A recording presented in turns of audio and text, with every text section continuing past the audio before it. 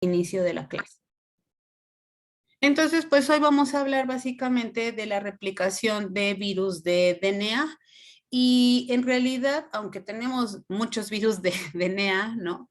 Incluso no los vamos a ver, pues obviamente no los vamos a ver todos, pero incluso ni siquiera vamos a ver tantos ejemplos de virus de DNA. Para empezar, porque los virus de DNA tienen o sea, la mayoría de los virus de DNA que nos afectan a nosotros los humanos, pues en realidad son de doble cadena. Entonces tampoco tiene mucho caso hablar de la replicación de los virus de cadena sencilla, porque pues además, pues son también muy parecidos a estos de DNA de doble cadena. Entonces, pues bueno, eh, tal vez no tendría mucho caso, ¿no? Gastar otra clase para ello.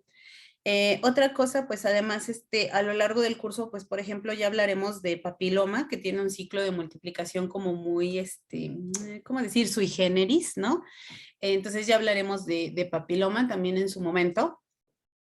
Y también vamos a hablar de hepatitis B, que también sería un virus que está un poquito como aparte de estos virus de DNA, porque es un virus que además utiliza retrotranscriptasa inversa. O sea, si estamos hablando de que los retrovirus son complejos, pues todavía hepatitis B podría resultar más complejo, ¿no? También en su momento lo vamos a ver. Pero bueno, ahorita lo importante, digamos, pues es hablar de la replicación de virus de DNA en general. Y lo vamos a hacer, en realidad no tan general, sino que lo vamos a hacer con dos ejemplos. Ay, ay, mi cursor no lo encuentro. Ya, está. Vamos a ver dos ejemplos. El primero va a ser adenovirus, que pues además es el que ya estaba por ahí en sus resúmenes. Y creo yo que, bueno, si ya lo leyeron, en realidad también van a ver que no es una cuestión muy complicada, ¿no? Y el segundo, pues es herpes. Herpes no lo tienen en su resumen, aunque bueno, yo espero que para el próximo semestre ya se los adicione a sus compañeros, ¿no? Pero bueno, tenemos también herpes. Y pues bueno, vamos a empezar por adeno, que además es el que ustedes ya se supone que ya revisaron. Y si no, pues bueno, ahorita lo vamos a revisar, no se me preocupen. Lo primero, como siempre, es revisar la estructura del virus, pues para saber qué estructuras son las que tenemos que multiplicar y pues para irnos dando una idea, ¿no? De la estrategia que va a seguir este virus de multiplicación. Entonces, este es un virus en realidad muy, muy sencillo, aunque pues no tan sencillo como polio. Pero vean ustedes que comparten la característica de ser virus desnudos. Entonces, es un virus desnudo, pero vean que también su cápside no es tan sencilla, o sea, no solamente está formada de 3 proteínitas, ¿no? Sino que está formada por varias proteínas. Ustedes pueden ver aquí que las proteínas principales son estas del exón, que son las proteínas verdes, que serían las que nos están formando todos estos hexágonos. Vean que aquí todos son hexágonos, aquí tiene 1, 2, 3, 4, 5, 6. Estos son estos exones que, bueno, de esta manera los estamos viendo como entero, ¿no? Como si estuviéramos viendo el virus por su exterior, ¿no? Si nos imaginamos así como una naranja, pues estamos viendo el exterior. Cuando esta naranja la cortamos, entonces podemos ver pues toda la estructura, ¿no? Entonces aquí están los exones. Después vean ustedes que estos exones están rodeados por pentones, que serían estos, bueno, más bien como cercanos a estos, perdón, estos exones, pero que son peripentonales. Estos vean que también tienen 6 lados, 1, 2, 3, 4, 5, 6. Y estos están formados por otras proteínas, ¿no? Y después estos, ahora sí, perdón, están rodeando a lo que sería el pentón. Y el pentón es la base de la fibra. Esta que veíamos cuando nosotros, ¿se acuerdan? Veíamos estas imágenes del virus. Estos eran los pentón, las fibras, ¿no? Esas como antenitas que le vemos. Pero vean que pues incluso esta estructura pues todavía tiene otras proteínas que no son tan visibles como estas, ¿no? Por ejemplo, la proteína 3A, que está como justo en la base del pentón, la proteína 6, esta proteína 9, ¿no? Que está un poquito como uniendo estos exones. la proteína 8, que también está aquí abajo, uniendo a estos exones con el exón peripentonal. Entonces vemos que en realidad es una estructura pues mucho más compleja, ¿no? Pues a pesar de eso, pues bueno, la cápside sigue siendo igual icosaédrica, digamos relativamente sencilla. Y ya adentro de esta cápside icosaédrica, pues lo único que nos vamos a encontrar básicamente es al DNA de doble cadena. Este DNA de doble cadena, pues en realidad tampoco es que esté así nada más metido porque sí, sino que vean ustedes que tiene una estructura pues bastante organizada. Está también asociado a algunas proteínas virales, que son, por ejemplo, la proteína 10, la proteína 5, la proteína 7. Esta asociación de proteínas le da un poquito como ¿cómo decir? La organización como las histonas, ¿se acuerdan? Que en el DNA de la célula eucariota, pues también está, o sea, no nada más está así dentro del núcleo como descubierto solito y ya, ¿no? Sino que realmente está asociado con proteínas, que son las histonas, además de muchas otras proteínas que obviamente, dependiendo de la etapa en la que se encuentre la célula, pues bueno, van a estar asociadas al DNA, pero pues básicamente van a ser estas histonas, ¿no? Las que los van a estar recubriendo. Entonces, en este sentido, estas proteínas pues tienen una función, digamos, similar, ¿no? Como de estar un poquito protegiendo al genoma. Y vean aquí en la orilla, no sé si le noten algo raro a este genoma. Está abierto. Está abierto. Este genoma no es circular, efectivamente. Y alguna otra cosita. Ven aquí que tiene como dos patitas, ¿no? ¿Y qué dice ahí?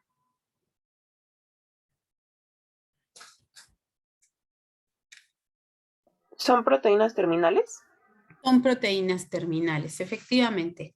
Aquí este virus tiene, o este genoma, tiene aquí asociadas dos proteínas terminales y de hecho justamente TP quiere decir terminal protein. Entonces, pues bueno, esta es la estructura básica de este virus.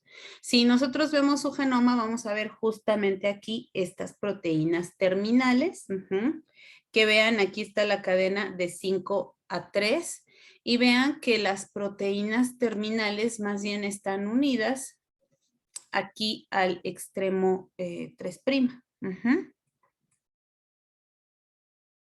Bueno, vean además, pues que tenemos una buena cantidad, ¿no? De proteínas que están codificadas por este genoma. Para empezar, pues todas estas proteínas de la estructura, por ejemplo, está 9. Y aquí tenemos varias proteínas y ustedes se fijan aquí también como que la nomenclatura nos cambia un poquito, ¿no? Cuando veíamos otros virus, veíamos que la gran mayoría de proteínas se llamaban BP y algún número, que eso quería decir viral protein, y pues el número 1, 2 o la que fuera. Por ejemplo, pues las proteínas de superficie, pues también tenían a veces un nombre diferente, ¿no? O también teníamos, por ejemplo, el nombre como de acuerdo a su función. Por ejemplo, la hemaglutinina, la neuraminidasa, la proteína de nucleocápside, que era N, cosas así, ¿no? Y también teníamos pues las proteínas no estructurales. Si ustedes se fijan aquí, la gran mayoría de proteínas se llaman L y algún número, y también se llaman E y algún número, ¿no? La L viene de late y generalmente son esas las proteínas que nos van a formar al a la estructura del virus, ¿no?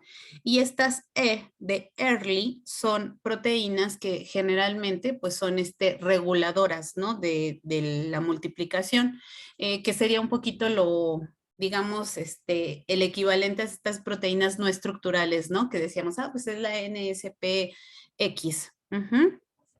Nosotros también siempre decimos que, pues bueno, la cadena que va de 5 a 3, que es de polaridad positiva, ¿no? Tiene la misma secuencia del mensajero y que la cadena complementaria pues suele ser el molde de ese mensajero, ¿no?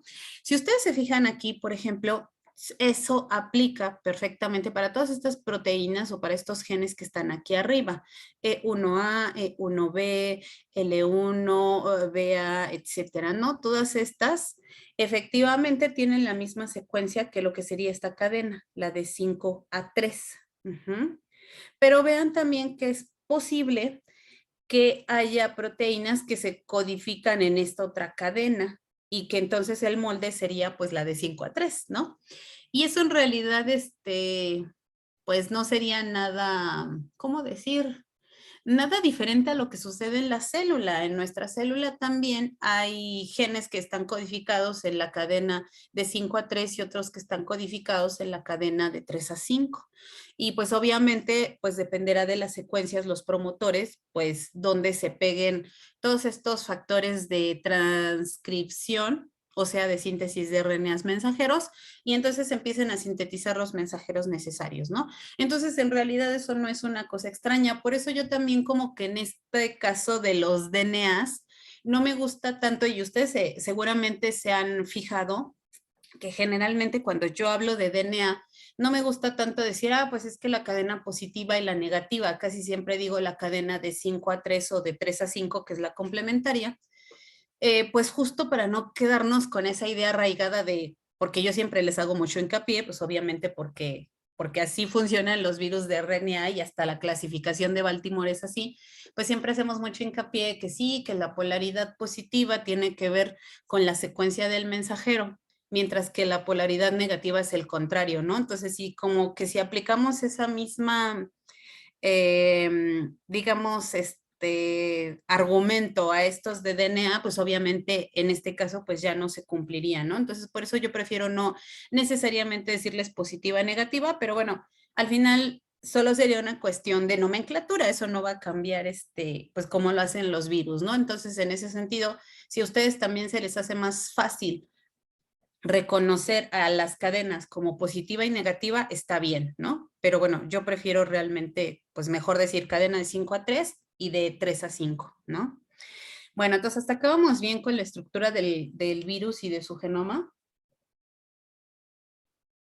Sí, pero sí. Porque ahora sí ya va a empezar lo bueno.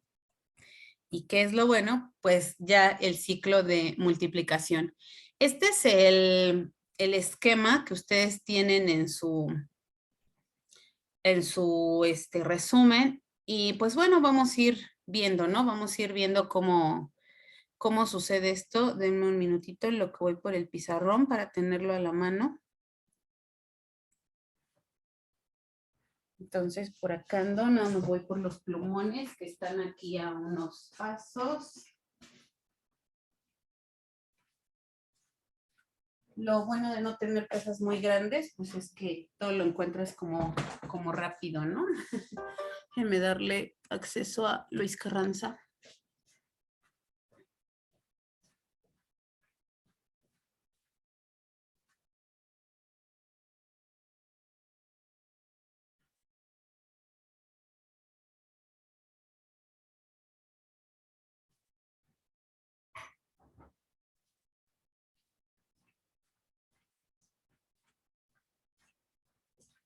Bueno, pues ahora sí, vamos a seguir. Vamos a seguir con este ciclo de multiplicación. Y pues entonces, como en todos los ciclos, vamos a ver que el primer paso, déjenme hacer esto grande. El primer paso, pues obviamente siempre va a ser la adhesión. Y entonces este virus no es la excepción. Vean aquí, si se ve la mano, yo espero que sí, que el virus lo que va a hacer es con la fibra, se va a adherir o va a reconocer a esta proteína que es CAR. Y entonces este acercamiento en realidad lo que también va a hacer es que las proteínas del pentón se van a unir a integrinas, ¿sí? Entonces vean que aquí en realidad la adhesión es algo un poquito más compleja, ¿no? Que en otros virus. Aquí realmente incluso necesitamos tener dos receptores y pues poder acercarnos, ¿no? A la célula realmente. Por cierto, este virus va a infectar células de tipo epitelial en el epitelio respiratorios, también células del aparato gastrointestinal, enterocitos, ¿no? Entonces, pues por eso se las pintan también un poquito aquí como onduladas, ¿no? Porque muchas veces esas células epiteliales pues suelen tener estas membranas polarizadas. ¿Qué quiere decir membranas polarizadas? Que generalmente como en la base tienen una composición y arriba tienen otra y generalmente arriba pues tienen este tipo también de ondulaciones porque pues necesitan una mayor superficie, ¿no? Ya sea de como de interacción, ¿no? O como de absorción. Pero bueno, el chiste es que esta interacción inicial o de adhesión, ¿no? De attachment, como a mí me gusta mucho esa palabra porque siempre me suena como ataque y sí, ¿no? Como que siento que es así. Entonces, sucede el attachment, el ataque de la fibra y del pentón y esto va a desencadenar una reacción de la célula. ¿Y cuál es la reacción de la célula? Que se empiece a formar el endosoma. Vean ustedes aquí cómo se empiezan a asociar estas moléculas de clatrina. Y entonces, déjenme saber qué le quito, porque creo que en la siguiente, ya me acordé que en la siguiente diapositiva tengo esto. Sí, sí, luego uno le ganan los nervios, no se crean. Ah, sí, aquí está, se ve más bonito, ¿no? Entonces vean que se empiezan a formar aquí estas vesículas de clatrina. De hecho, aquí también estas vesículas se cierran aquí con dinamina. Esto, como ya les he dicho, en realidad son procesos naturales de la célula. La célula normalmente ocupa este tipo de proteínas y este tipo de interacciones, o sea, también las integrinas, pues no están ahí para recibir virus y abrirles el camino, están ahí porque pues obviamente tienen que estar sensando todo lo que está alrededor de la célula, todas estas proteínas, y pues si reciben un estímulo adecuado, pues se forman estas vesículas justo para empezar a internalizar cosas.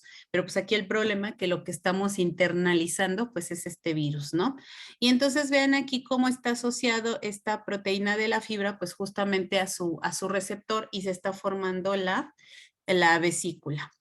Entonces, cuando se empieza a acidificar esta vesícula, ustedes saben que pues en realidad esa es la función un poquito de los endosomas, ¿no?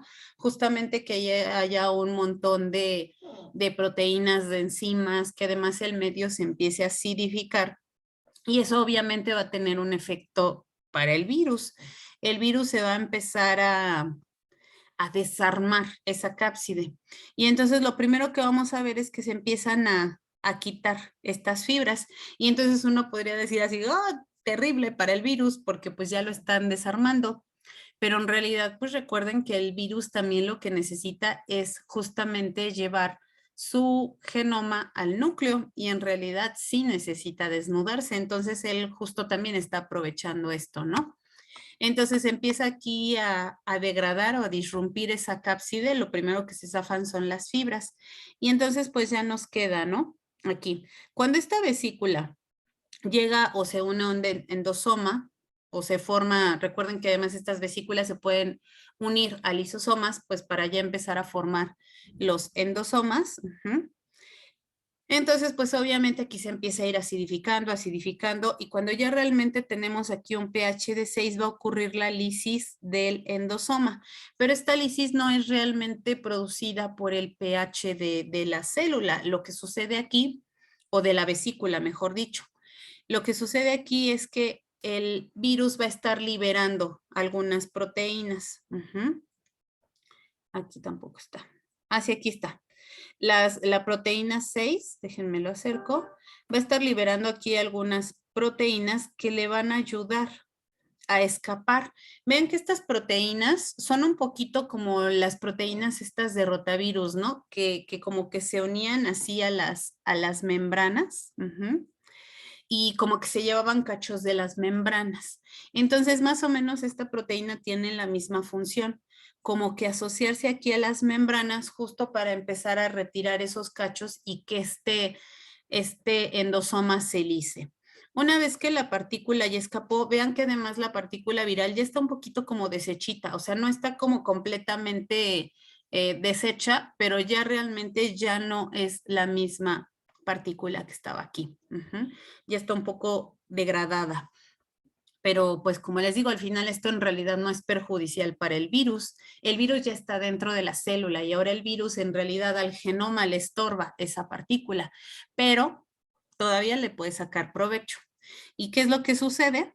Que esta partícula va a interaccionar, recuerden, con estos microtúbulos, especialmente se ha visto que la proteína 9 interacciona aquí con una molécula celular que es la quinesina 1.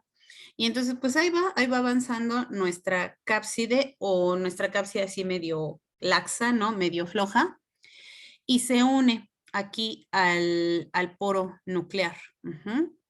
Y entonces una vez que esta cápside se une al poro nuclear, se empieza ya a desensamblar completamente y entonces es cuando se libera, ¿no? Nuestro DNA.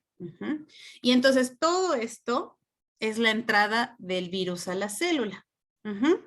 ¿Hasta acá vamos bien? ¿Puedes repetir qué pasa después de lo de la quinesina 1? Sí, claro. Cuando nosotros tenemos aquí la quinesina 1 que se unió con la 9, pues simplemente va a ser arrastrada la cápside o bueno, va a ser llevada hasta el poro nuclear. Y aquí en el poro nuclear la cápside se desensambla, ahora sí, completamente, para dejar entrar el genoma. Y entonces hasta aquí podemos decir que realmente el virus ya entró a la célula. ¿Sí? Bien, gracias. Y bueno, una vez que el DNA llega al núcleo, ¿qué creen ustedes que la célula puede hacer con ese DNA de doble cadena? O que leyeron, porque pues igual ya lo leyeron en su resumen. Lo puede empezar a transcribir. Lo puede empezar a transcribir efectivamente, ¿no? Se van a empezar a transcribir pues algunos genes virales. Y entre los primeros genes que se van a empezar a transcribir es esta proteína E1A o proteína temprana A, ¿no? Early viene de temprano. Entonces, esa sería, digamos, la correcta traducción al español, aunque bueno, pues muchas veces con el fin de no, como de no modificar los nombres, pues simplemente, o sea, en lugar de ponerle aquí, cambiarle la E por la T o cosas así por el estilo, pues le seguimos dejando E de early, ¿no? Entonces esta proteína en español, en inglés, en chino, en alemán, como quieran, pues se va a llamar E1A. Esta proteína E1A lo primero que va a hacer es modular la transición a la fase S. ¿Cómo lo va a hacer? Pues va a inducir la acumulación de P53 y entonces aquí está un ejemplo, ¿no? También otra proteína que nos ayuda a esto es la E1, que en realidad es la misma proteína E1B. Esta proteína lo único que tiene de diferente es que su RNA, pues el mensajero, se ha cortado de una forma diferente. Acuérdense que pues ya además aquí estando el DNA dentro de la célula, bueno, y la pregunta sería, ¿quién va a producir esos RNAs mensajeros, por cierto? Sí, pues sí se empieza a transcribir, pero ¿quién hace eso? La RNA polimerasa celular. La RNA polimerasa celular. En realidad, toda la maquinaria de transcripción de la célula es la que va a actuar aquí, justamente. Entonces va a entrar la RNA polimerasa celular y pues si hay algunas señales que nos digan, ah, mira, aquí hay que cortar este RNA mensajero y hacer un splicing, cosas así, lo va a hacer, ¿no?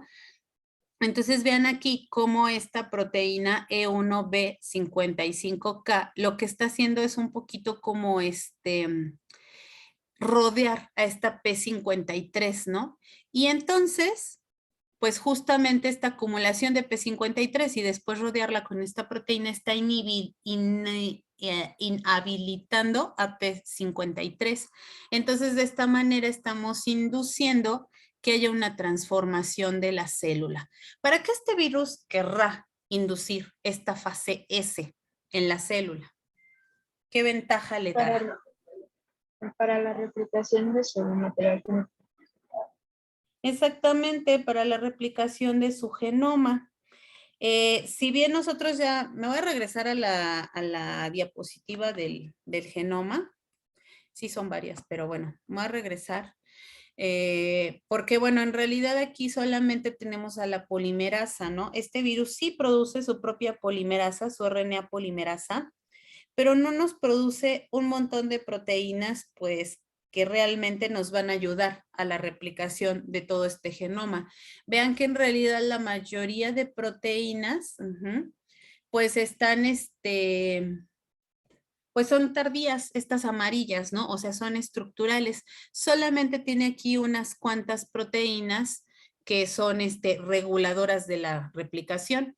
Si nosotros hacemos una analogía, ¿no? Con la replicación del DNA de la célula, ¿se acuerdan cuántas proteínas necesitaba la célula para, pues, para multiplicarse?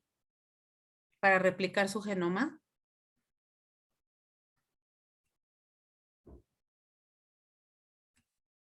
¿O como cuántas?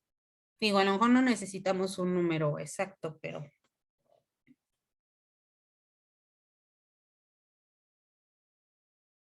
Pues sí se requerían de varias, de distintas polimerasas, gasas, también topolicasas, etcétera.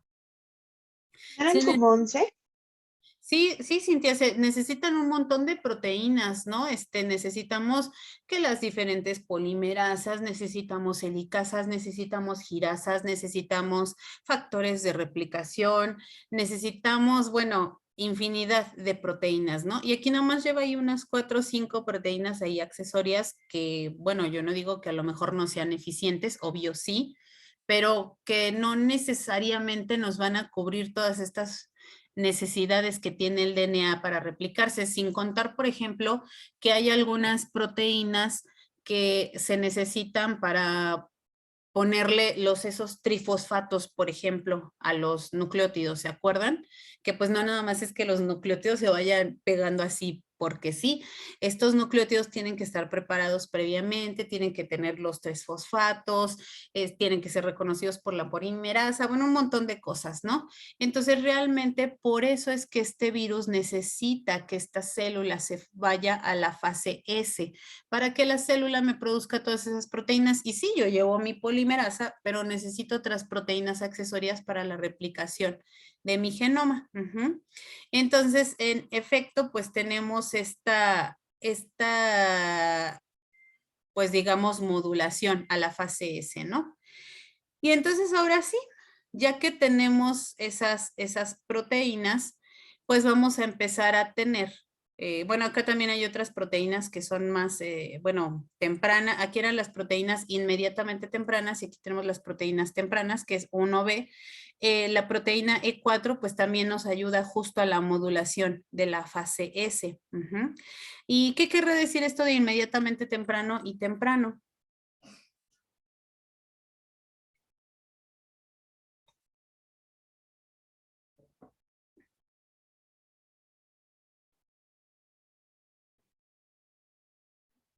El momento en el que se traduce.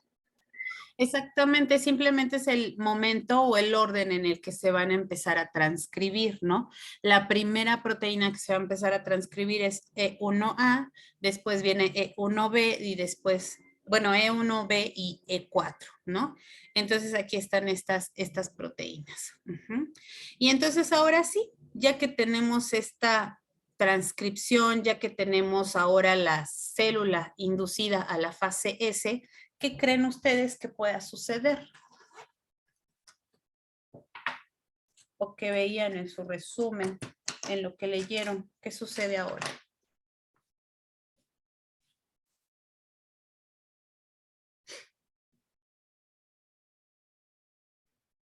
Profesora, Sí, aquí ya se está hablando de proteínas, entonces ya se llevó a cabo también la traducción de estas, ¿no?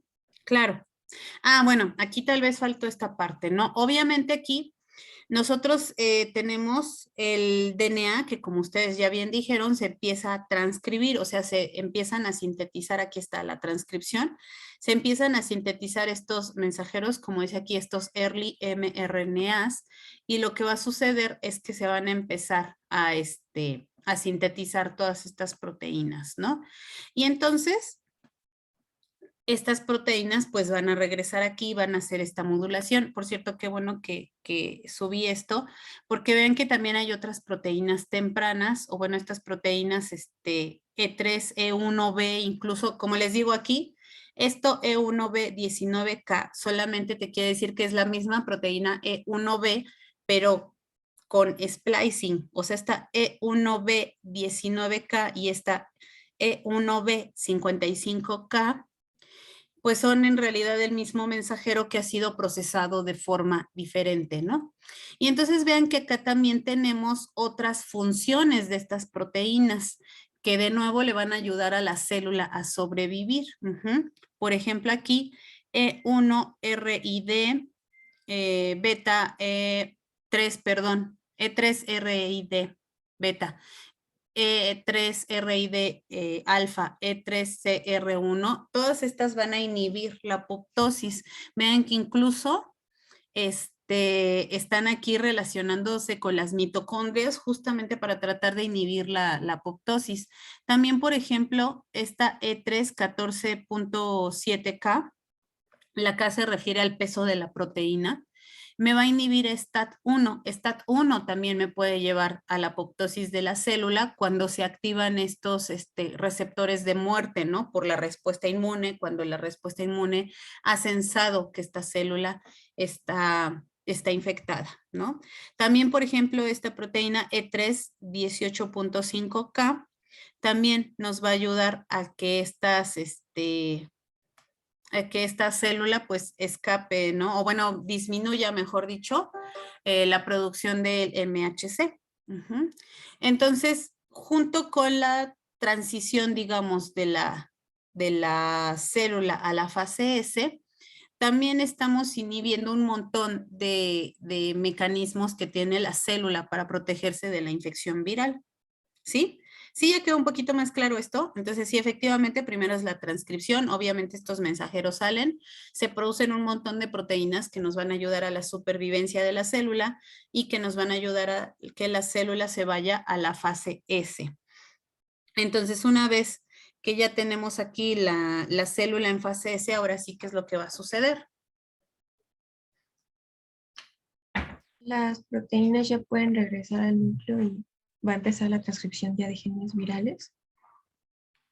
Ajá, van a empezar la transcripción de los genes virales, pero bueno, aquí ya incluso también se estuvieron transcribiendo algunos genes virales, pero ya tenemos a la célula en fase S, o sea, se están produciendo todas estas proteínas que están involucradas en la replicación del DNA. También ya estamos produciendo proteínas virales, ¿no? Por ejemplo, todas estas E1A, E1B, E4, E3, todas estas son proteínas virales. Y pues por supuesto que se nos está produciendo también la polimerasa viral.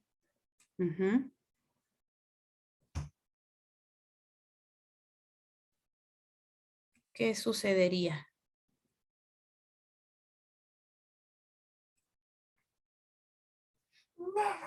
Nada, Se realizaría la replicación del DNA.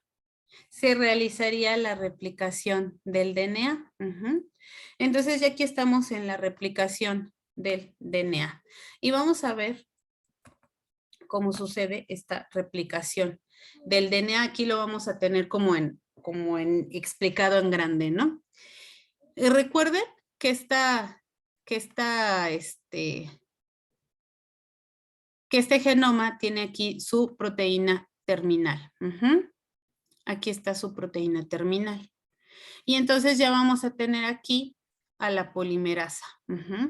Esta polimerasa va a tomar a otra proteína terminal, no la que está aquí ya pegada al genoma, sino a otra. Y resulta que aquí sucede algo muy, muy simpático. Ustedes recordarán cuando hablábamos de la síntesis o la replicación de DNA, ¿qué se necesitaba para que pudiera empezar la síntesis de este DNA? ¿Qué se necesita así invariablemente?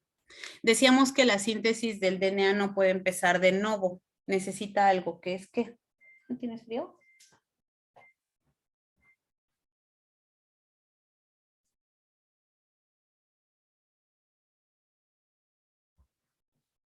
¿Un cebador?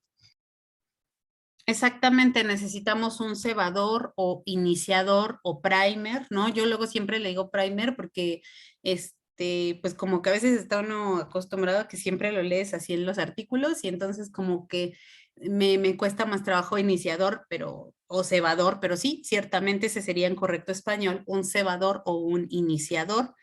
Entonces, esto es algo que no nada más aplica a la célula, también aplica a los virus. Las DNA polimerasas virales, por muy buenas que sean o por muy independientes de la célula, pero no funcionan de manera diferente. También necesitan un cebador o un iniciador.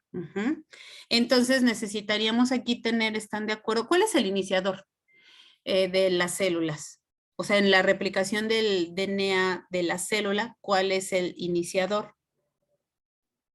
¿O cuáles son? RNA. Sintetizado por Exactamente, Diego y por ahí una chica también. Efectivamente son RNAs que son sintetizados por una primasa.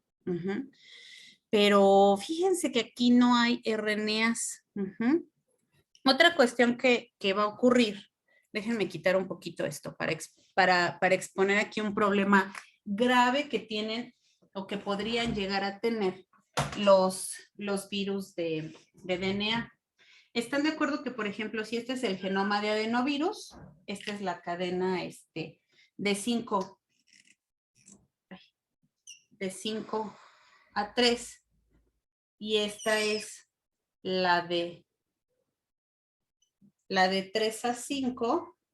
Si nosotros tuviéramos aquí un primer que se uniera, ay, demonios, no lo puedo abrir, un primer que se uniera acá y un primer que se uniera acá y empezar aquí la síntesis, o sea, estos primers de RNA en algún momento se tienen que eliminar, ¿están de acuerdo?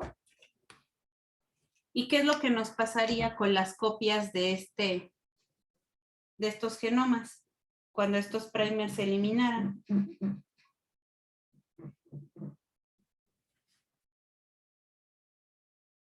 ¿Quedarían incompletos? Quedarían incompletos, efectivamente, ¿no? Cuando nosotros eliminamos estos primers, me quedarían aquí incompletos. Híjole, pues ese es un gran problema, ¿no? Para los virus. De hecho, también es un problema para las células, pues imagínense, en cada ronda de replicación se estarían perdiendo esos primers, ¿no? Acuérdense que, bueno, pues en algunos casos en la célula, pues la replicación ocurre de forma interna y entonces se cubren, ¿no? Estos espacios, pero siempre quedarían espacios en el exterior, ¿no? O sea, o en la parte final, donde no necesariamente se podrían cubrir. ¿Y cómo la célula resuelve este problema?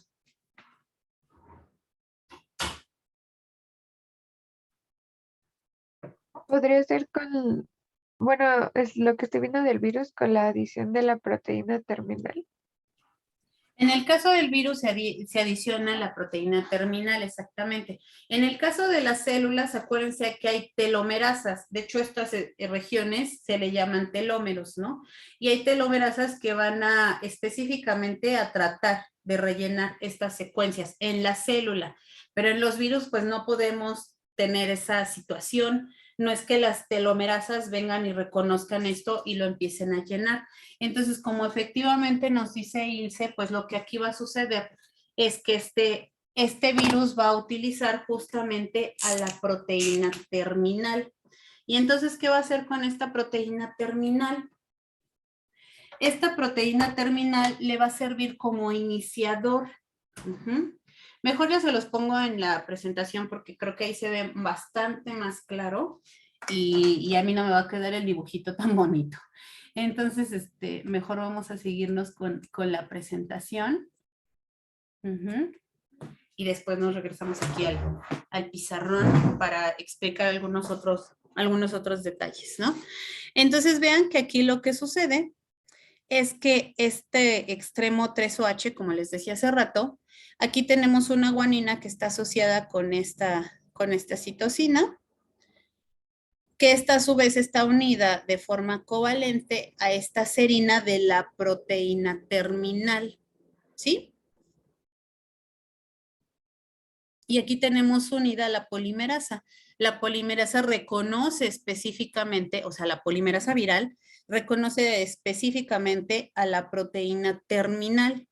Entonces aquí en realidad la proteína terminal nos está sirviendo de muchísimo porque nos está sirviendo como señal para que aquí venga la polimerasa y se una, pero además esta proteína terminal al estar aquí, digamos, unida o interaccionando con el extremo 3' OH de mi genoma, y al estar aquí relacionado, ¿están de acuerdo que esta citosina me está dejando aquí un extremo OH? Y entonces ya tenemos todo listo. Desde el nucleótido 1 estamos teniendo este OH y estamos teniendo aquí a la polimerasa ya lista para empezar a actuar, ¿no? Entonces esta proteína terminal justamente nos sirve de cebador. Y entonces ya no tenemos ese problema de que tenemos esta secuencia de RNAs que después había que eliminar y que podríamos perder. Entonces el virus resuelve de esta manera este problema, porque imagínense si para la célula es un problema grave que esos telómeros se vayan perdiendo al grado de que, pues eso es justamente, se cree que esa es una de las claves del envejecimiento, ¿no? Que llega el momento en que las células ya no pueden regenerar esos telómeros en su totalidad, las células pues van perdiendo vitalidad, incluso capacidad de dividirse, y entonces a la vez todos los tejidos pues van perdiendo esa capacidad de regeneración. Entonces pues eso es un problema, si es un problema grave para la célula, imagínense qué problema sería para el virus, ¿no? Que después ya no va a tener esos fragmentos, ya no decir para la replicación de todos sus genes, incluso sitios de reconocimiento para la replicación del genoma. Si ya no tenemos esas señales de inicio de replicación, por ejemplo, pues ya el virus estaría frito, ¿no? Entonces este virus resuelve ese problema de esta manera. Pone aquí una proteína terminal y pues listo, ¿no? Y entonces ahora déjenme regresarme a esta imagen porque aunque bueno, esta está como que con colorcitos, creo que en realidad esta está más clara en ese sentido. Nosotros vamos a tener aquí que una vez que ya se unió aquí la proteína terminal a este extremo 3' y empieza aquí la síntesis. Aquí la síntesis ya de la cadena complementaria, vean que aquí ya se está poniendo esto azulito, que sería la síntesis de esta, o sea, de la de 5 a 3. Vean cómo esta cadena simplemente se va desplazando conforme va entrando la polimerasa. Conforme se va desplazando, se va uniendo una proteína que es de unión a cadena sencilla del DNA y se va recubriendo esta cadena, ¿no? Y aquí se va sintetizando, se va sintetizando. Vean que conforme va avanzando, pues simplemente aquí ya nos va quedando la doble cadena. Y vean además que esto ya nos está quedando con la proteína terminal, porque esta proteína terminal, pues obviamente ya va aquí pegada, ¿no? Ya va aquí pegada lo que sería aquí el extremo 5'. Y entonces ahí va avanzando, ay, demonios, va avanzando aquí la síntesis, ¿no? Va avanzando y va desplazando a esta cadena. Así, hasta que se termina esta síntesis de la primer cadena. Y vean entonces que aquí ya tengo una copia, digamos, y media del genoma. ¿Sí estamos de acuerdo que tengo copia y media? ¿Por qué? Porque pues obviamente esto se va complementando y aquí ya tengo la doble cadena, pero esta cadena me quedó a la mitad. Entonces ahora, ¿cómo le hago para hacer más copias del genoma?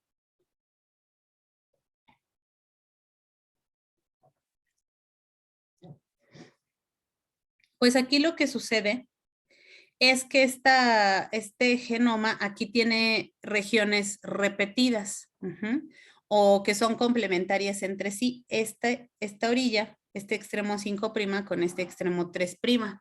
Y entonces como que este genoma se circulariza, o bueno, más bien esta cadena, ¿no? Porque ya no es el genoma completo. Es nada más la cadena de 5 a 3. Entonces esta se circulariza. Y estamos de acuerdo que en este extremo en realidad nos estaría quedando como lo mismo de aquí. ¿Ya se fijaron? Que sigue siendo así como que el extremo 5' que tiene aquí unida su proteína terminal y aquí está el extremo 3' para que llegue una proteína terminal aquí, como justo aquí teníamos, y se una a esta guanina.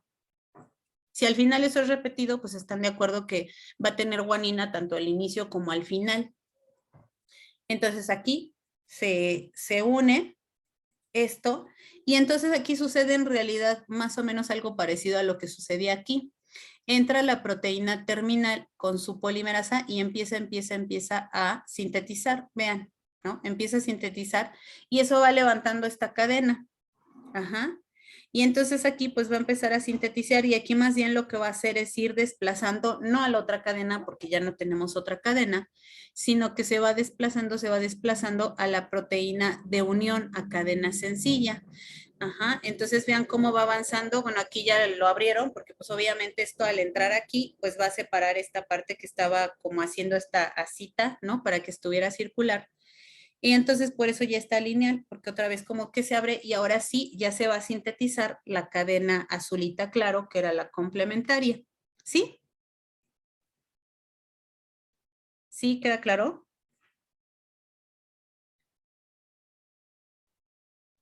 Sí, profesora.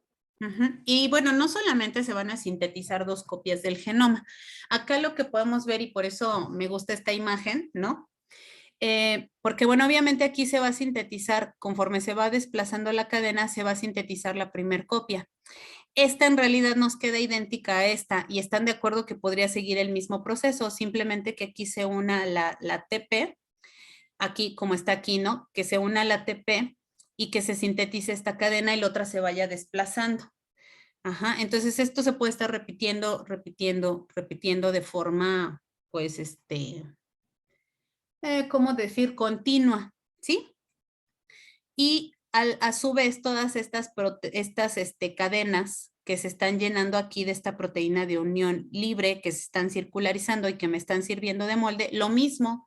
O sea, al final estas cadenas se pueden volver a abrir y puede volver a suceder lo mismo. Entonces, ¿están de acuerdo que pues aquí simplemente, aunque no es como en el DNA de la célula, ¿no? Que las dos cadenas se van sintetizando de forma simultánea y que los fragmentos de Okazaki, no sé qué, o sea, primero se tiene que abrir una cadena, esta se tiene que llenar de proteínas y después servir de molde, pero una vez que pues ya tenemos varias copias, eso va sucediendo, aunque de forma separada, va sucediendo simultáneamente. Y entonces ya tenemos una síntesis o una replicación del DNA de forma continua y de forma pues bastante eficiente, ¿sí? Y entonces ya que tenemos aquí varias copias del genoma, como se puede ver aquí, ahora ¿qué es lo que va a suceder? Pues ahora sí se va a llevar a cabo la transcripción de los genes tardíos. Estos genes tardíos pues ya son todas estas proteínas, aquí se ve pues todos estos mensajeros de los genes tardíos que se transcriben, ¿no? Estas proteínas. Ahí por ejemplo hay una proteína que ahora sí me conviene estar eliminando todos estos transcritos de la célula, ¿no? Y que se estén transcribiendo mis transcritos. Aquí vean que además los transcritos tardíos del virus tienen una cadenita o una secuencia que se llama líder. Esta secuencia líder pues va a ser específica para los RNAs mensajeros del virus y de esta manera esta proteína, la 100K, pues va a distinguir, digamos, entre cuáles son los mensajeros de la célula y cuáles son los mensajeros míos. Y entonces los de la célula, pues los voy a eliminar y los míos no. ¿Por qué no lo hizo antes esta proteína o por qué no se sintetizó antes? Pues bueno, ya ahorita veremos, ¿no? ¿Qué es lo que podría pasar? Entonces, pues bueno, estos RNAs mensajeros o estas proteínas, perdón, aquí ya son las proteínas, regresan. Ajá. Y entonces aquí se empiezan a formar las cápsides. Y entonces ahora, ¿qué tiene que suceder? Ya que se están formando aquí las cápsides.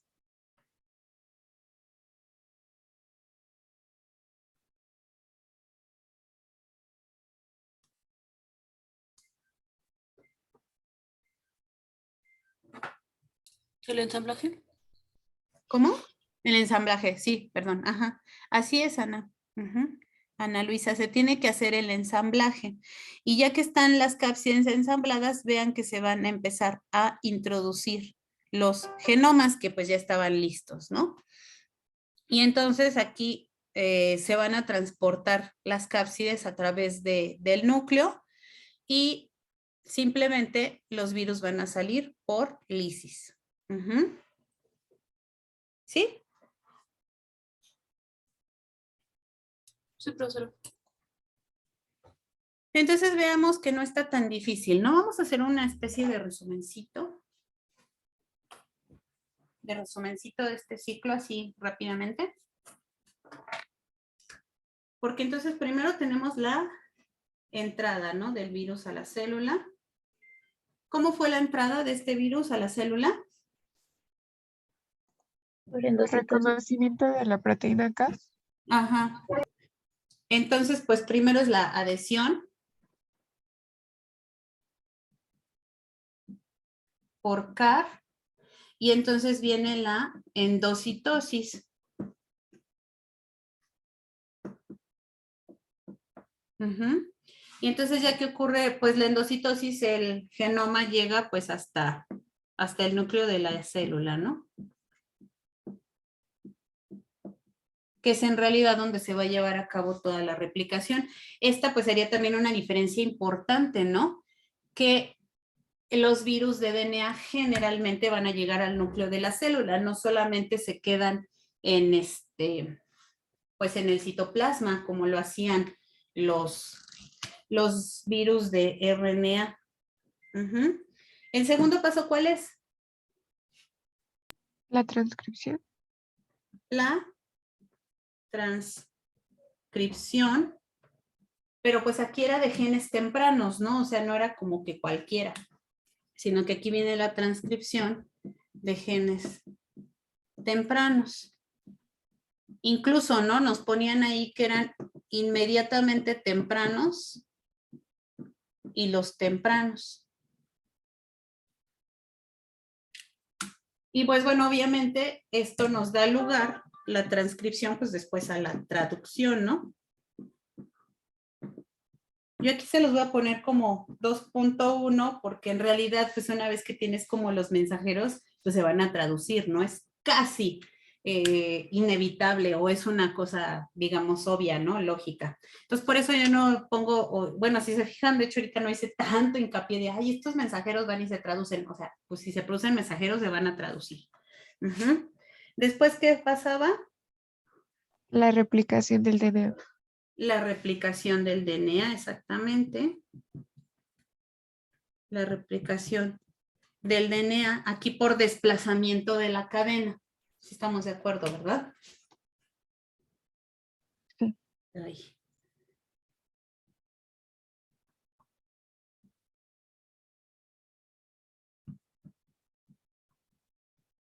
Uh-huh. ¿Y después qué sucedía? El ensamblaje. El ensamblaje, pero antes del ensamblaje, recuerden que en realidad nos faltaba sintetizar todas las proteínas de tardías, ¿no? Entonces aquí viene una segunda etapa de transcripción, que sería de los genes tardíos, que pues ya eran todas las proteínas estructurales. Y bueno, obviamente decíamos también por ahí algunas proteínas, ¿no? Que nos van a regular esto de que no se me sinteticen todas las proteínas o que no se me traduzcan todas las proteínas celulares. Entonces aquí son genes tardíos. Ahora sí, después venía el ensamblaje. Ajá. Primero la cápside. Y posteriormente se empaqueta el genoma. Y la salida del virus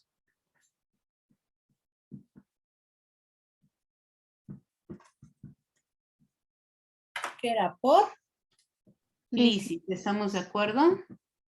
Excelente. Ajá.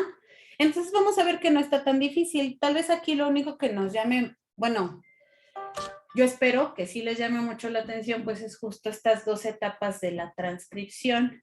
Y que bueno, primero eran los genes tempranos y después los genes tardíos. Tempranos y tardíos con respecto a qué. Espero que con esta tablita se note claramente con respecto a qué son tempranos y tardíos. De la replicación. Exactamente, ¿no? Son tempranos o tardíos respecto a la replicación. O sea, todos los genes tempranos, ya sea inmediatamente tempranos o tempranos, se van a transcribir y traducir antes de la replicación y todos los genes tardíos después de la replicación, ¿no? ¿Y cuál será la ventaja de que sea así en 2 etapas? Que esto está perfectamente regulado.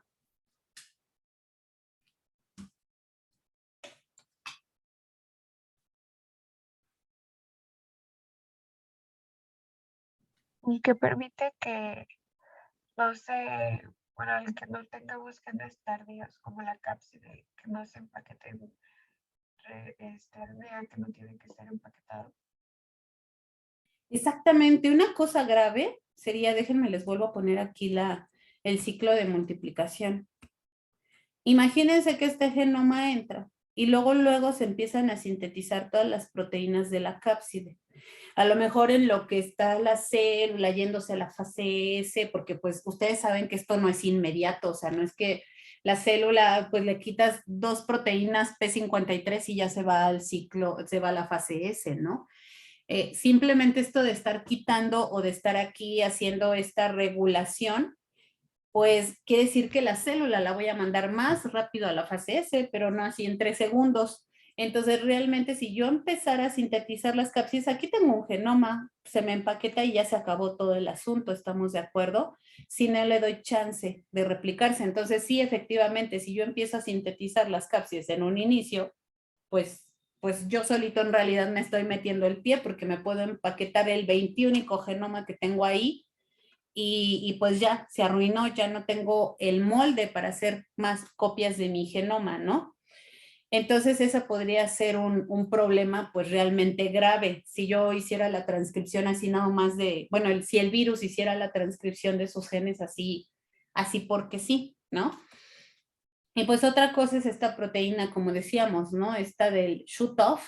Si aquí yo de entrada la empiezo a sintetizar y se me empiezan a bloquear todos los mensajeros celulares sin ton ni son, pues los mismos mensajeros celulares que están involucrados justo en producir todas estas proteínas para la replicación del genoma de la célula y del genoma del virus, obviamente, porque pues son todas las proteínas involucradas en la síntesis del DNA, pues obviamente ya no se estarían sintetizando y pues ese sería un problema grave para el virus, ¿no? Entonces, efectivamente, el hecho de que esto esté tan diferenciado en 2 etapas y que esté perfectamente regulado, pues no es una cuestión simplemente de, pues no sé, de que los virus sean muy organizados, ¿no? Sino que obviamente esta estrategia realmente les ha llegado a beneficiar y ha sido una estrategia adecuada para pues sintetizar, ¿no? Todos sus componentes de la forma más adecuada. Entonces, hasta acá vamos bien. Bueno, pues vamos a hacer un pequeño ejercicio. Pero antes, pues bueno, vamos a pasar a la parte de herpes, antes de explicarle qué es lo que vamos a hacer. ¿Hasta acá está claro? ¿No tenemos dudas con adeno? No. Excelente. Entonces vamos a hablar un poquito de herpes. Herpes es un virus que se parece a adenovirus en el sentido que también es un DNA de doble cadena. Pero bueno, este es mucho más complejo que adeno. Este virus tiene aquí una membrana. Tiene en la membrana un montón de proteínas, no solamente es pues como por ejemplo el virus de paperas, ¿no? Que tenía su proteína de reconocimiento al genoma, que era la HN, por ejemplo, y su proteína de fusión, o como ébola, ¿no? Que solamente tenía una glicoproteína y pues con esa reconocía su receptor y hacía la fusión.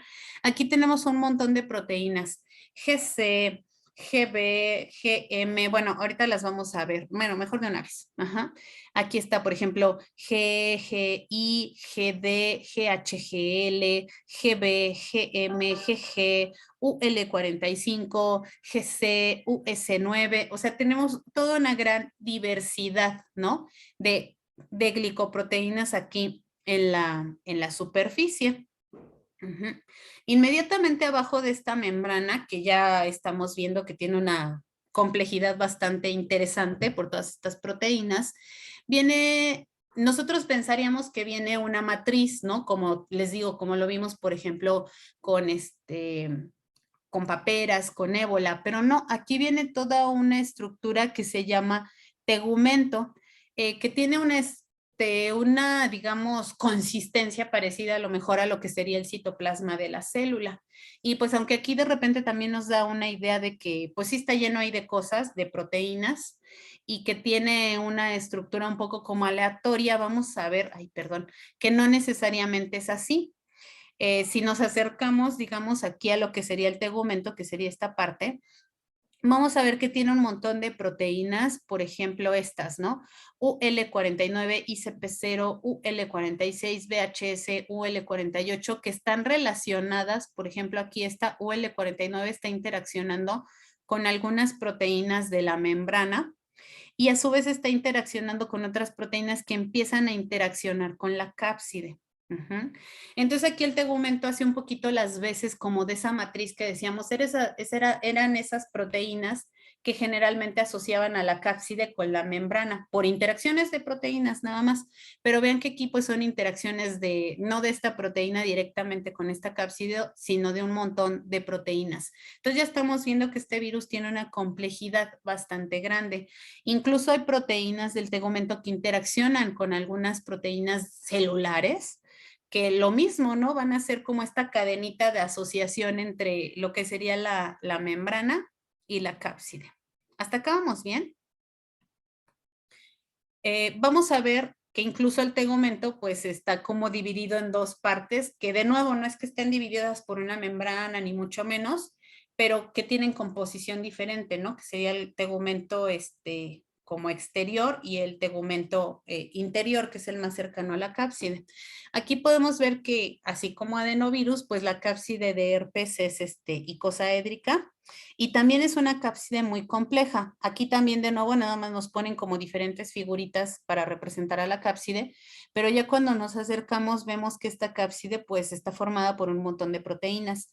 La principal o la que está en mayor proporción es esta, UL19 o BP5. Después tenemos aquí a otras proteínas como UL35, que es esta amarillita que está aquí, y por ejemplo aquí cerca de cada uno de los vértices de lo que serían estos pentones, que es lo equivalente, digamos, a la estructura que vimos en adenovirus, pues están estas proteínas, ¿no? UL17, UL25, como asociando todo esto. Vean además que aquí, por ejemplo, en los vértices hay proteínas especiales, que son, por ejemplo, UL36 y UL37, que ya más bien sería un poquito más como ya del tegumento, ¿no? Entonces vean que esta estructura es bastante compleja. ¿Hasta acá vamos bien? Y tenemos un montón de proteínas virales. Y pues bueno, ya nada más dentro de la cápside tenemos aquí al DNA de doble cadena. Este DNA no está asociado como a otras proteínas, como era el caso de adeno, ¿no? Está un poquito como más libre dentro de la cápside. Este genoma, pues la verdad es que aquí no tiene mucho caso que nos pongamos a estudiar todas las proteínas para las que codifica, porque de hecho codifica como para alrededor de 200 proteínas. Entonces, pues nos llevaríamos lo que resta la hora de clase y realmente no alcanzaríamos a hablar de todas las proteínas, ¿no? Pero lo que sí me gustaría, hola, es comentarles un poquito la organización del genoma. Este genoma tiene dos regiones principales que son UL y US. UL quiere decir Unique Large y US quiere decir Unique Short. Y entonces, pues large ya pueden ustedes ir viendo que corresponde a esta región más grande del genoma y short, pues a la región más corta. Pero, ¿qué quiere decir eso de unique? Si ustedes se fijan aquí en los extremos del genoma, tenemos estas secuencias que se llaman TRL y TRS, que lo único que quiere decir que son secuencias repetidas. ¿Me permiten un momento? Porque viene el agua y necesito agua.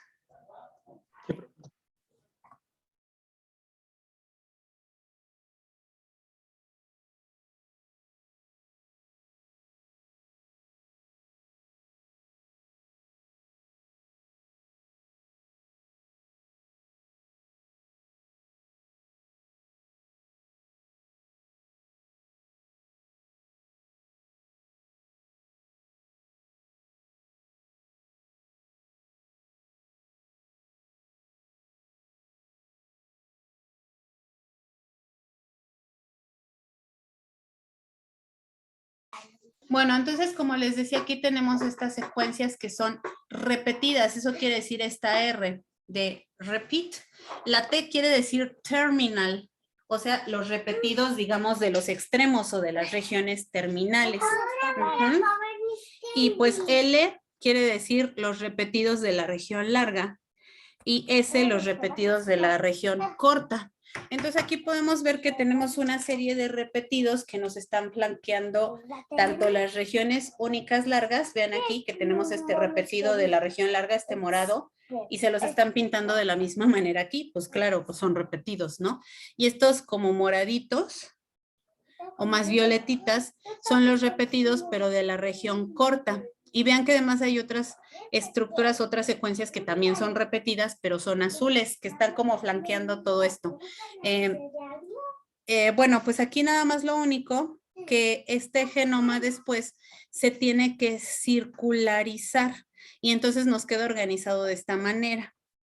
Aquí estos repetidos azules nos quedan aquí pegados y después vienen aquí los repetidos tanto de la larga como de la corta, ¿no? Y las regiones largas y la región corta. Que de nuevo, unique solamente quiere decir que esas son regiones que no están repetidas, que son únicas. Y creo yo entonces que ya entendemos por qué aquí, por ejemplo, tenemos proteínas que se llaman US9 y, por ejemplo, UL49. Lo único que quiere decir es que estas proteínas están codificadas, si dice US en la región Unique Short y si dice UL en la región Unique Large, ¿no? Entonces, sí va quedando claro, por ejemplo, esta UL55, pues es el gen 55 de la región única larga. Así como decíamos de adenovirus, aquí también puede suceder que haya genes que están codificados de la región o en la cadena de 5 a 3 o genes que están codificados en la cadena de 3 a 5. Bueno, entonces hasta acá vamos bien con la estructura de este virus. Sí, profe. Porque entonces ahora lo que vamos a hacer es hacer algo así como lo que hicimos con adenovirus. Yo les voy a dejar aquí esta imagen en donde ustedes ven más o menos pues todas las etapas de síntesis o de replicación del virus. Y entonces ustedes van a tratar de localizar estas etapas que nosotros ya vimos, la entrada, la transcripción, la traducción, la replicación. Van a ver si hay varias etapas, por ejemplo, de síntesis de proteínas o solo una. O sea, estas etapas las van a buscar en este esquemita y van a tratar de hacer una tablita parecida a la que ahorita nosotros hicimos. La recomendación es que si ustedes ya están elaborando su tabla, ¿se acuerdan? Esta que yo les dije que íbamos a hacer para todos y cada uno de los virus. Incluso, si se fijan, esta tabla es lo mismo, ¿no? Bueno, salvo que aquí yo puse pues, las 2 etapas de transcripción.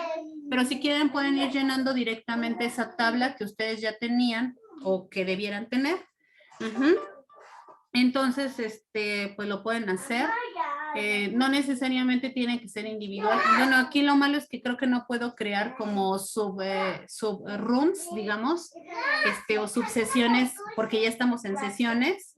Pero bueno, ¿qué les parece? Bueno, ustedes se pueden ir comunicando por WhatsApp o como ustedes quieran, lo pueden hacer o sea, no es examen ni mucho menos. Lo pueden ir comentando entre ustedes. ¿Y qué les parece si damos, qué será? Son las 9:24. A las 9:40. Si es que acaban antes, pues me pueden ahí mandar mensaje en el chat que ya están acabando. Ajá. Sí, vamos a dar 15 minutos. A las 9:40 otra vez nos conectamos. Yo estoy aquí. Sí, yo no me voy a ningún lado. Si tienen por ahí dudas o algo, pues por el chat de aquí del Zoom o por el WhatsApp, donde se sientan como más cómodos o llegue más rápido, pues me pueden ir preguntando o comentando cosas. Pero sí me gustaría que ustedes lo analizaran porque, pues obviamente como nosotros no vamos a ver todos los ciclos de multiplicación de todos los virus, pues la idea es que ustedes cuando se encuentren un esquema, por ejemplo, de este estilo para otros virus, pues ustedes sepan más o menos interpretar qué es lo que está sucediendo en este esquema, ¿no? O digo, no solamente en esquemas, cuando ustedes leen algo sobre la replicación del virus, que más o menos vayan identificando las etapas y pues que se vaya entendiendo, ¿no? Entonces esa es la idea con este ejercicio. ¿Sí? ¿Sí se entendió entonces lo que vamos a hacer? Sí, profe. Bueno, pues entonces lo hacemos de nuevo. Si terminan antes, pues... Bueno. Entonces, vamos a empezar. Lo primero es la entrada por fusión de membranas. Y entonces aquí la cuestión es que no es tan sencilla esta fusión de membranas como lo era para adenovirus, ¿no? Aquí vamos a reconocer el receptor celular, pero lo primero que va a suceder es que GC nos va a reconocer a moléculas de la célula que son de heparansulfato. Heparansulfato. Y eso además, pues no es una adhesión así muy fuerte. En realidad aquí algo más que tiene que suceder es que este acercamiento, pues en realidad lo único que nos va a ayudar es que ahora la glicoproteína D o GD nos reconozca a una molécula que se llama HBEM, que es Herpes Virus Entry Mediator. O sea, es una proteína celular que cubre funciones muy importantes para la célula, obviamente. Pero bueno, pues como la primera función que se le reconoció pues fue servir como receptor para herpes, pues por eso le pusieron Herpes Virus Entry Mediator, pero no quiere decir que solamente esté ahí para eso. También GD puede reconocer algunas integrinas. Este reconocimiento inicial que sería la adhesión, esto va a hacer que ahora sí se active, bueno, que se active una proteína, que es GHGL. Déjenme, les voy a poner un poquito la presentación para que vean cómo está GHGL. Porque esto es importante. Si nosotros vemos aquí en cómo estaban organizadas pues las proteínas de la membrana y del tegumento y de la cápside, ustedes pueden ver aquí GHGL. GHGL, vean que en realidad GH es la proteína que es transmembranal, que está unida acá a la membrana y además relacionada con otras del tegumento. Pero bueno, aquí lo importante es que vean que GL en realidad nada más es como si fuera una patita o un piquito de esta proteína, ¿no? Y entonces aquí lo que ocurre, o lo que se cree que ocurre por diversos estudios, es que GL como que se desprendiera de GH, o sea, como que esta se va. Y entonces esa activación de GH, que además fue originada por GD, esto va a hacer que ahora se active GB. Y GB entonces ahora sí es la proteína de fusión. Entonces vemos que también esto es muy complejo, ¿no? Esto de la entrada del virus a la célula. Pero bueno, digamos que en resumen, la entrada es por fusión de membranas utilizando las proteínas GC, GD, GH, GL y GB. Ujú. Y GB pues ya es la proteína de fusión y todas van así como en cascada. ¿Hasta acá vamos bien? Y entonces si estas membranas viral y celular se fusionan, ahora ¿qué es lo que va a entrar a la célula? La cápside. La cápside, exactamente. Entonces aquí va a entrar la cápside.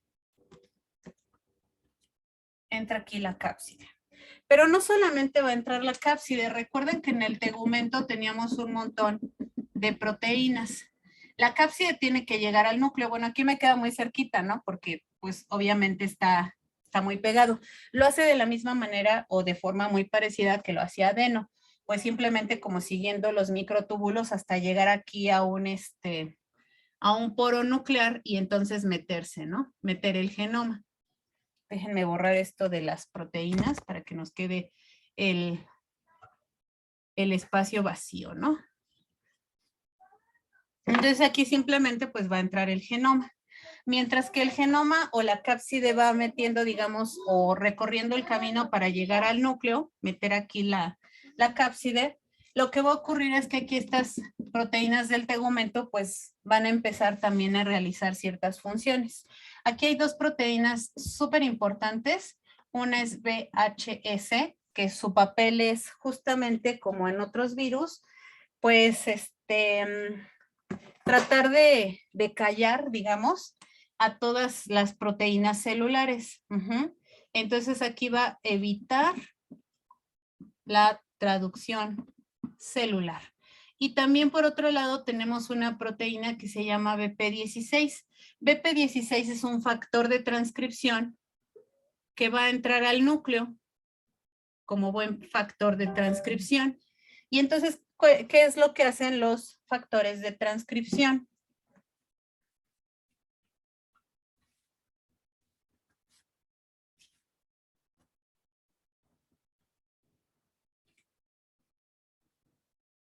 Promueven la transcripción.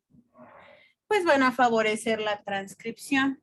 Pero aquí este BP16 lo vamos a pintar así, lo vamos a poner con estos, ¿no? BP16 va a activar solamente ciertos promotores específicos dentro del genoma. A esos son a los que se van a unir, ¿no? Este BP16. Y entonces aquí, ¿cuál es el segundo paso, digamos, que va a suceder?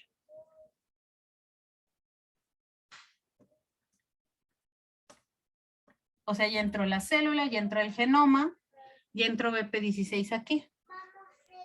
¿La transcripción? ¿La transcripción temprana? Exactamente, Jimena, ¿y alguien más por ahí? Entonces aquí el segundo paso sería la transcripción. Obviamente aquí estos mensajeros van a salir. Y va a suceder aquí la traducción. ¿De qué proteínas?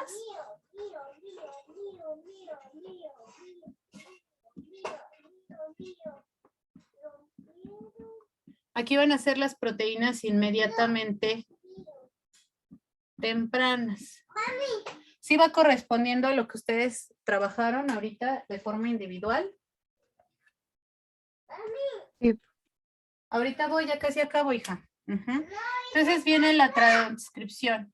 Estas proteínas, permítanme un momento porque eso sí es urgente.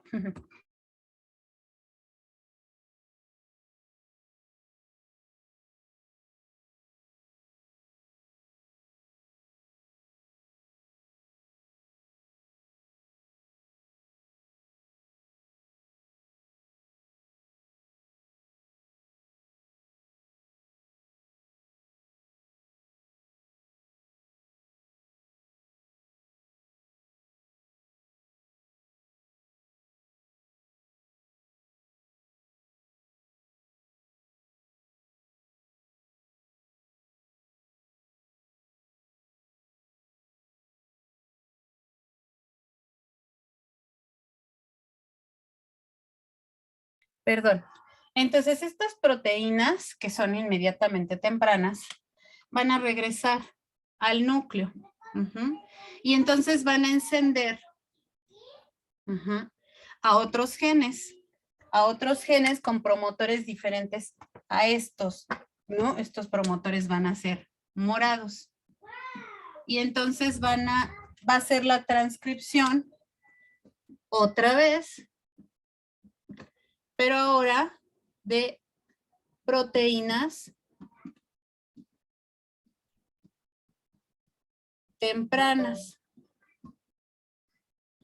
Estas proteínas regresan al núcleo y estas proteínas son todo lo que son polimerasas y todas las proteínas. Aquí, a diferencia de adenovirus, este virus herpes sí lleva todas las polimerasas y proteínas para la replicación del genoma. Entonces, ¿cuál va a ser el siguiente paso que va a ocurrir? La replicación. Aplicación. Exactamente. Entonces, aquí ya lo que va a suceder es la replicación del genoma. ¿Y cómo va a ocurrir la replicación de ese genoma? Ocurrirá de la misma manera que ocurría lo de adenovirus. No, sea, es por el círculo ajá. rodante. Exactamente, aquí va a suceder una reacción de círculo rotatorio. Yo ya les había dicho, igual se los dije con ese propósito, para que cuando ustedes llegaran a ese punto dijeran, ah, claro. Yo espero que sí les haya sucedido así. Que decíamos que este DNA, que originalmente es lineal, de hecho nosotros lo vemos aquí en la estructura del virus, nótese que es lineal, ¿no? Aunque está obviamente todo ahí empaquetado en la cápside, pero es lineal. Entonces después este genoma, una vez que llegó aquí, se circulariza. Y entonces ya se ve cómo se observaría en esta imagen. Y entonces aquí lo que va a suceder es que este genoma aquí se va a romper. Vean, aquí obviamente no es en cualquier lugar. Tiene una señal donde se va a abrir. Y vean que pues aquí se forma un extremo 3'OH y justo con otra cadena. Entonces aquí tiene que entrar la polimerasa, o sea, ya no necesita un primer, que además esa es otra cosa que decíamos, ¿no? Que el problema de los primers es que después hay que rellenar ese espacio. Ya no necesita un primer y simplemente empieza a sintetizar aquí la cadena. Y vean que esta se va desplazando, ¿no? Que eso es algo parecido en realidad a lo que sucedía con adeno. Esta se va separando y entonces aquí va ocurriendo la síntesis de la cadena, pero de forma discontinua. Acuérdense que esta es la que va de 5 a 3. Entonces acá va a entrar un primer y va a empezar a sintetizar y conforme se va separando, se va a ir sintetizando. Y esto va simplemente, esta cadena que está aquí va a seguir, va a seguir, va a seguir, va a seguir, va a seguir, va a seguir. Cuando llegue otra vez esta orilla, como aquí esto está cerrado, va a seguir, va a seguir, va a seguir. Aquí en realidad también el hecho de que el genoma esté circularizado también nos evita esta cosa que decíamos que pasaba con, o que podría pasar, por ejemplo, con adeno, o que pasaba con los genomas celulares, que se pierden extremos. Porque esto nos garantiza que no se pierden los extremos, pues porque ya no hay extremos. Esto simplemente sigue, sigue, sigue, sigue, sigue, sigue, sigue, sigue, sigue, y cuando llega aquí, sigue, sigue, sigue, o sea, como que nada más le va dando así la vuelta, ¿no? Esta polimerasa. Entonces aquí realmente está saliendo un genoma y el siguiente está saliendo pegado. Algo así como, déjenme les muestro.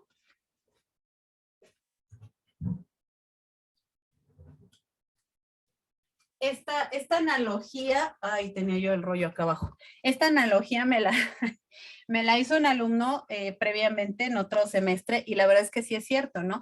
O sea, ustedes imagínense así el rollo de papel de baño, que es el genoma, aquí se va desplazando y esto va saliendo. Aquí obviamente se empieza a sintetizar la otra cadena, ¿no? Pero va saliendo, va saliendo, va saliendo, va saliendo, va saliendo. Y pues están de acuerdo que acá los genomas nos están quedando todos unidos. Eso o concatenados, ¿sí? Pues acá todos los genomas me van saliendo unidos, unidos, unidos. Y así está. Ahora, ¿qué nos hace falta? ¿Qué seguirá después? La replicación tardía. la replicación tardía. Digo, la Transcripción, la ¿no? transcripción tardía. Exactamente, Jimena. Entonces, y una vez que se replicó el genoma por círculo rotatorio y tenemos como resultado estos genomas concatenados,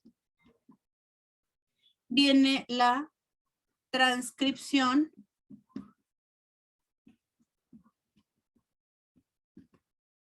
de las proteínas tardías.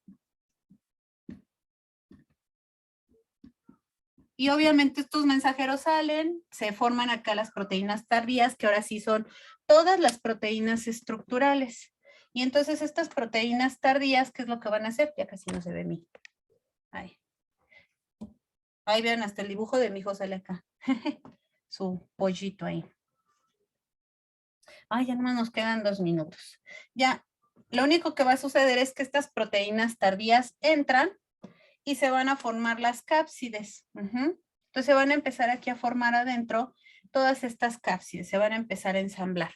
Y entonces ahora, ¿qué es lo que tiene que ocurrir? Que se tienen que ensamblar todos estos genomas que ya estaban aquí pegados, concatenados, se tienen que ensamblar en la cápside. ¿Qué es lo que sucede? Nosotros tenemos, decíamos, todos estos genomas concatenados así, ¿no? Unidos. Voy a hacerlo un poquito más chiquito para que se vea. Yo aquí pinté unas rayitas entre cada separación de genoma, digamos, cada cuadrito es un genoma. Entonces, ¿están de acuerdo que si tenemos estas secuencias repetidas, cuando va saliendo el genoma, pues aquí van saliendo las repetidas juntas? Porque además estaban juntas, pero pues bueno, van saliendo todas juntas. Entonces hagan de cuenta que mi mano es la cápside ya formada, viene la cápside, reconoce una cierta secuencia y cuando llega justo aquí estas dos rayitas, reconoce, repetido, repetido, sabe que aquí terminó el genoma y se lo lleva, ya lo empaquetó y se va.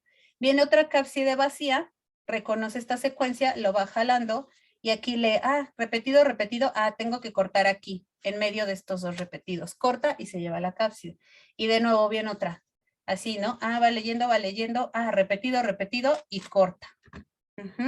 Esto lo va a hacer, ¿se acuerdan que era este genoma?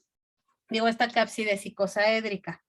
Esta cápside icosaédrica tiene un portal o un vértice en donde específicamente hay una proteína que reconoce estas secuencias y además hay otras proteínas que cortan el genoma. Entonces ya esta cápside ya viene equipada con todo eso, ¿no?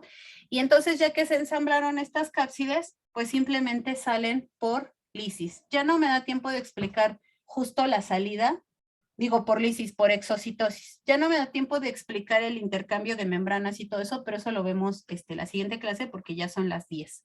¿Sale? Bueno, los dejo. Me disculpo por extenderme hasta este momento. Tengan buen inicio de semana.